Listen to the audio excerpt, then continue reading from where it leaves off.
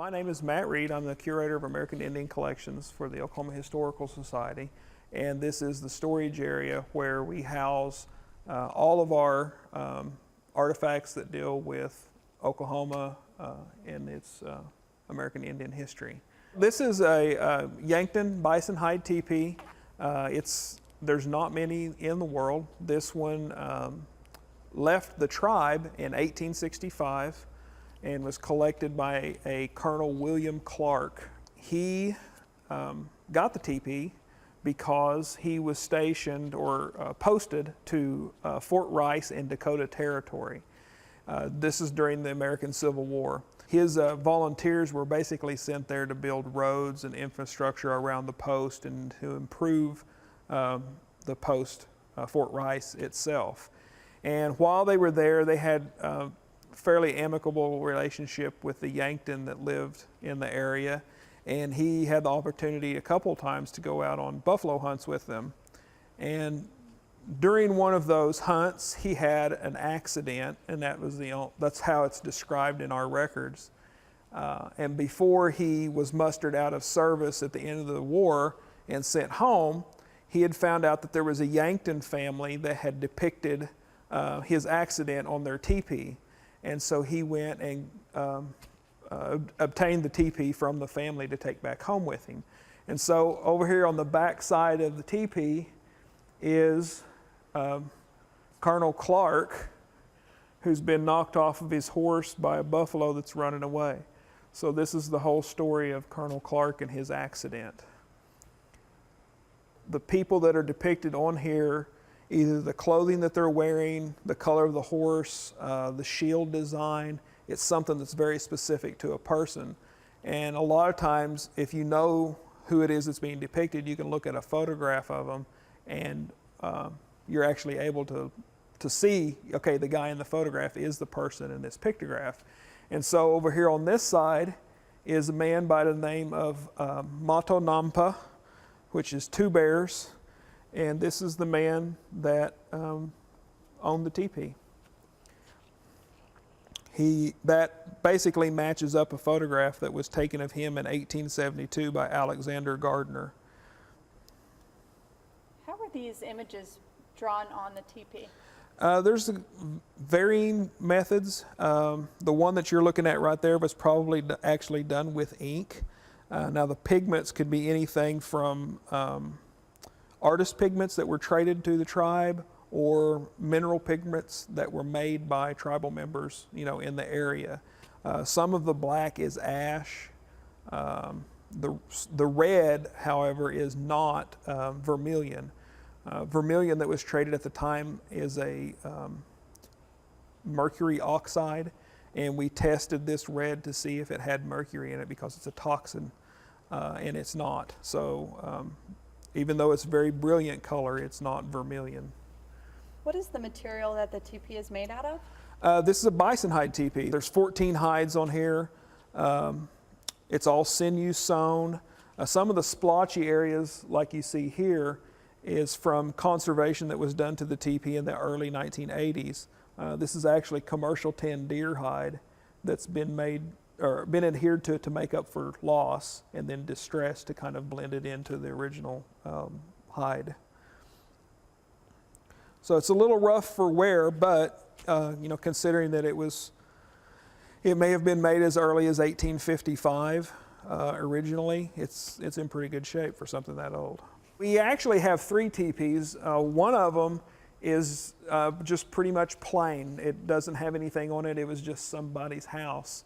The other one is, I believe it's this cabinet, is very significant to the Kiowa Nation. It has a tradition that dates back to 1833 with the tribe. This teepee, you can see some of the paint on here.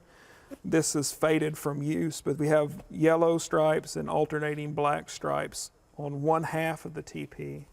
And then,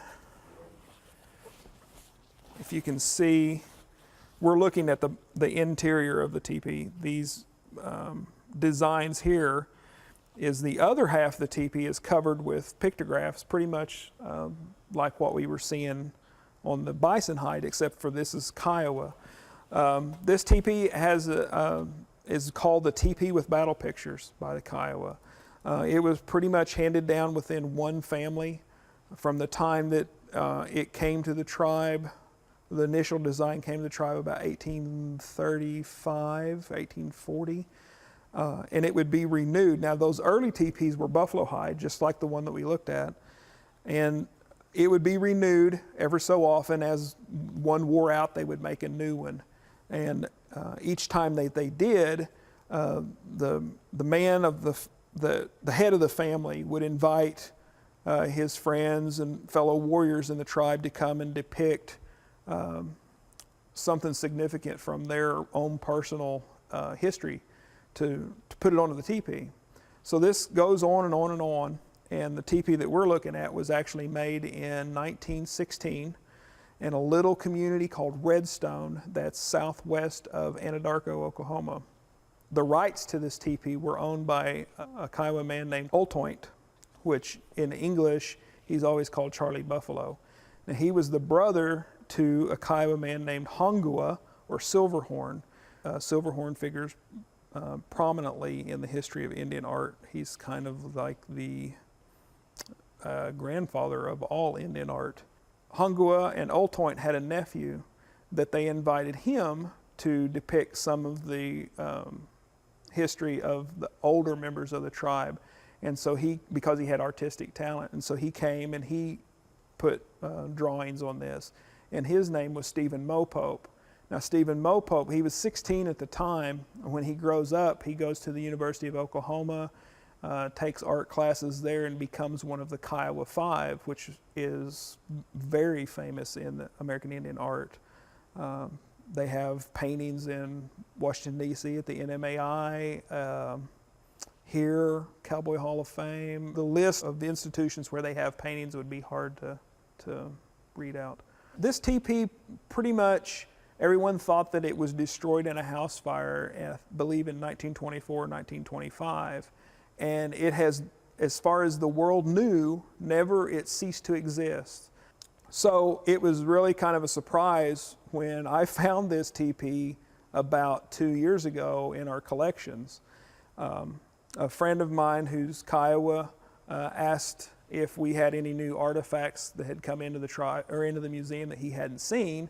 And I said, well, you know, I came across where we're supposed to have this teepee in the collections, but I have no idea what it's looked like because I've never had enough room to unroll it. You know, we're standing in a big room, and I pretty much had to clear this room. And I unrolled it, and as I'm unrolling it, I couldn't believe what I was seeing because I'd actually become familiar with this teepee through looking at stills from a silent movie that the Historical Society discovered maybe about 5 or 6 years ago. And this teepee actually figures into a silent film. It's got mostly Kiowa with some Comanche cast members, but all Indian cast.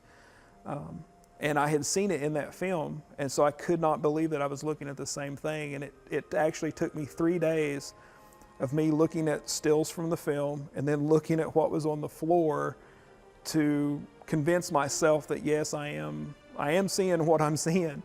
And then once I did, the first people that I actually told about it were the descendants of the family that made this teepee.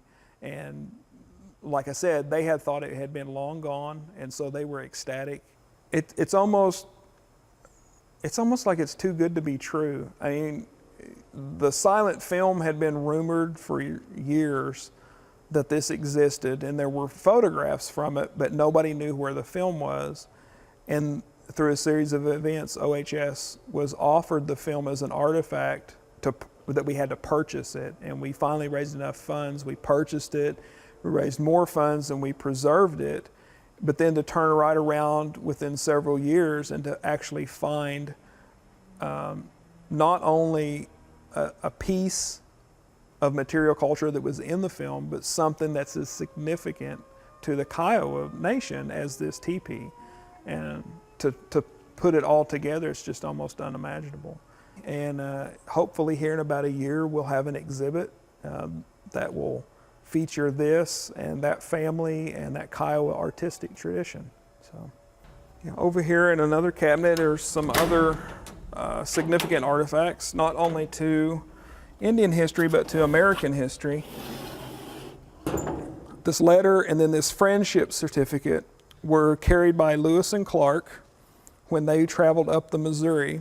And the first tribe that they encountered or met were the Otoe, Missouri nation, just a little bit north of present-day Omaha. Thomas Jefferson, his signature here, he wrote this out, or maybe his secretary did, but it's written in French because the Otoe and the Missouri both had several hundred years of contact with French traders by the time that the United States came along. And so there were people in the tribe that could read French extremely fluently, speak it, read it, whatever. And so that the letters that he sent out, he sent them in that language because it was pretty much a universal language at the time. The Otoes and the Missouris were kind of a small tribe in that they had a lot of enemies, and so they were always looking for allies and resources. And when Lewis and Clark came along, Lewis and Clark saw this as, them notifying that the United States now owns this territory and you're under our control or whatever. The Otoes saw that as a very important and potentially powerful ally against their enemies. And so this was important to them, and that's probably why they kept it. Lewis and Clark, they met with several Otoe leaders at that time. One was Big Axe and one was Big Horse. Now this is the certificate of friendship that was given to Big Axe, and you can see his name right here. What does this say? It basically just says that the man named Big Axe is a friend of the nation of the United States, and anybody that sees this certificate should, acknowledge that, take it into consideration. How many of these exist today? I have heard that there is one other one, but I have no earthly idea what institution owns it. They were delivering these to every tribe, or they were supposed to deliver them to every tribe that they ran into on their way to the Pacific. Now, I don't know if they actually were able to give out that many certificates. If they did, it's even more phenomenal that this is the only one, perhaps, that's left.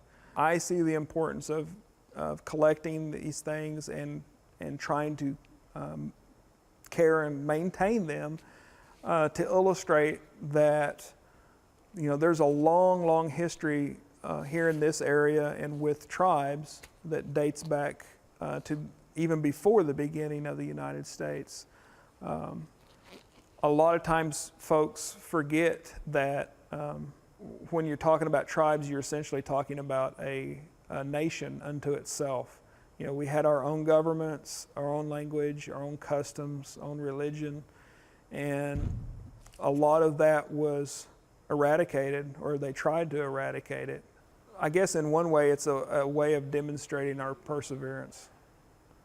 And especially here in Oklahoma, sometimes it becomes a way of demonstrating that Oklahoma history started before 1889 with the land run.